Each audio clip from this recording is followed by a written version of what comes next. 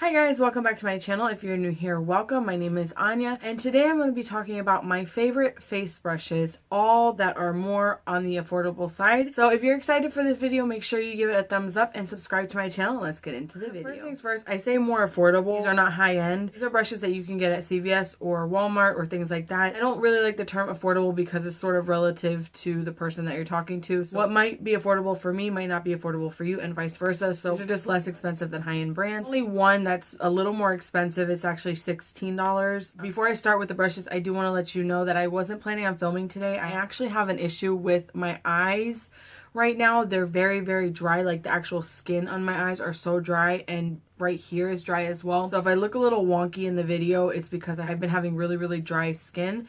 And I actually wasn't going to film today because of that reason, because it's been hard to apply makeup. I promised that I was going to put out content Monday, Wednesdays, and Fridays. So that's what I'm trying to adhere to. So if I look a little wonky, that's why. Hopefully you guys can just ignore it, and hopefully it goes away, because it is like a painful dryness that it's like scratchy and itchy. It's really not cute. So hopefully that goes away soon. Let's get started. I'm doing this in no particular order, and I only have 7 brushes to share with you, but these are, I feel like, staples in my collection. The first brush, which I've had in my collection for a very long time, and within the last year really gained an appreciation for the brush. This is the e.l.f. foundation brush. This is like one of those flat synthetic brushes that is like sort of domed on the outside, and I used to use this just to apply masks and things like that, but I found that if I apply foundation with this first, so apply it like this all over, make sure to sort of buff it in to where I have the most pores, and then go over it with the makeup sponge, I feel like it makes my foundations more full coverage when I do this method. When I want really, really, really full coverage, I make sure that I use this. I also like this because when you apply foundation in that way, it doesn't leave any spots or empty spaces where you would apply foundation. So I really highly recommend this brush for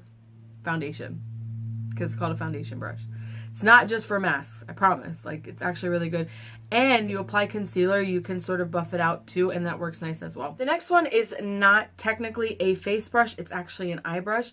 This is the Real Techniques Deluxe Crease Brush, and I used to use it for the crease, and that's fine if you want to use it for the crease. But how I really like to use this is to set my under eyes. If I go in with a little bit of my Coty Airspun on this and then just sort of buff it in like this very softly, just in small little motions like this, it really minimizes the amount of creasing that I have with my concealer, and it makes my under eyes look a little more flawless. Also, use this to apply my setting powder in the area where I have the most pores, like right here, and right here. And I do the same little stippling motion with the powders, and I find that it sort of blurs my pores even more. That's what I would recommend using this brush for. It does work as a crease brush. It's a little dense for me for that, but it still works. So the next one, if I don't use this brush to apply my setting powder in those areas, I will use this brush. This is the Flower Beauty angled sort of powder brush.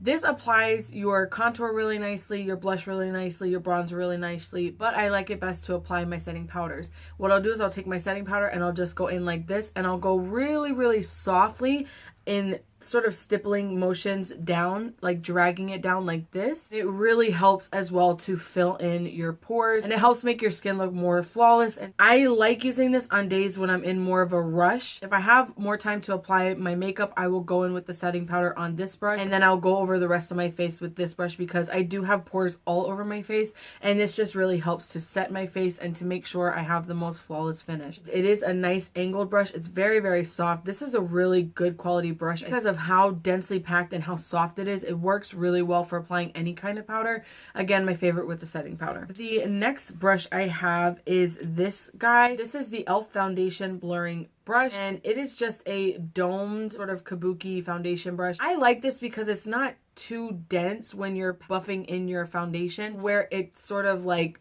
tugs at your skin. I don't typically use brushes to apply foundation, but some foundations will apply so much better with the brush, and with those foundations I will use this brush. If you really buff it into the skin, it works really nice. The bristles are really soft. I've never had a problem with any of my e.l.f. bristles, sometimes the ferrule will break off and you just super glue it. That's kind of the thing with cheaper brushes. Sometimes that happens. But when you're paying for a brush like this, that's like $6. I mean, it's not that big of a deal. It's not the end of the world to me. It does apply foundations that apply better with the brush really nicely. The next one is this e.l.f. highlighting brush, and it's sort of like this domed brush. The bristles are really, really nice, very, very soft. You can apply highlight really nice with this brush, and it does give you sort of a more diffused look to your highlight, and I really like that with this brush. I also like to apply my contour with this brush. I feel like this applies contour really nice. It gives more of a diffused look to the powder, and that's helpful when you're trying to do contour because you don't want very stark lines. So the next one is from MUA Professionals. You can find this brand at CVS. This is their highlighter brush number 22, and it's just a little handled sort of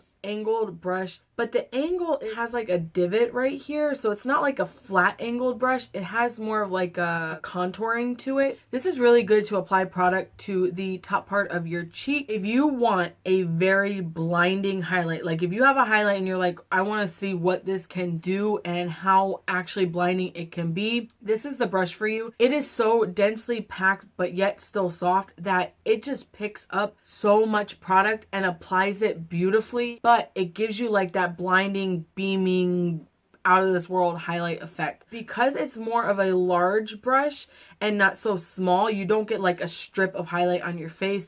It sort of just blends in with your cheek, and it makes your skin look beautiful, but like blinding highlight. If you want a more diffused highlighted look, I would go with the e.l.f. highlighting brush. If you want that blinding highlight, I would go with this highlighting brush. Last brush I'm going to talk about is the most expensive. It's $16, but this brush is like magic. I don't know what they did to this brush to make it specifically amazing, but it is amazing. It is this brush right here. It's the MUA Professional stippling brush number 15. It is a very long handled brush, which I love. This is a dual fibered brush. The black fibers are kind of smaller, and then the white fibers are definitely longer. I found this brush on Casey Holmes' channel. She said that she used it. She always uses this brush. So when she says she used it, I was like, I gotta find out what's great about this brush because, you know, she's using it and it's more affordable. If any of you have trouble with your cheeks sort of blending together, your bronzer, your contour, your highlight, your blush, and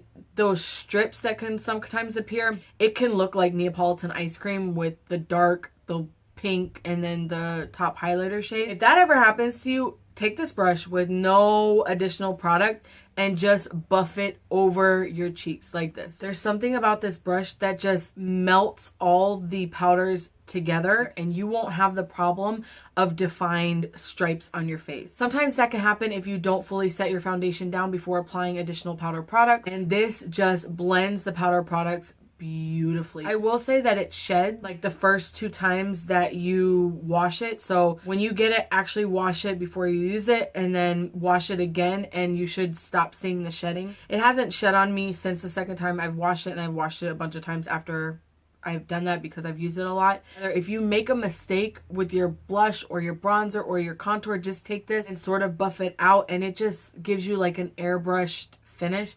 I highly, highly recommend this brush. All right, that is it for this video. I hope that you enjoyed my favorite face brushes. Leave me a comment down below letting me know what your favorite face brushes are. I'd love to check them out. I hope you guys enjoyed this video. If you did, make sure you give it a thumbs up and subscribe to my channel. I'll see you in my next one. Bye.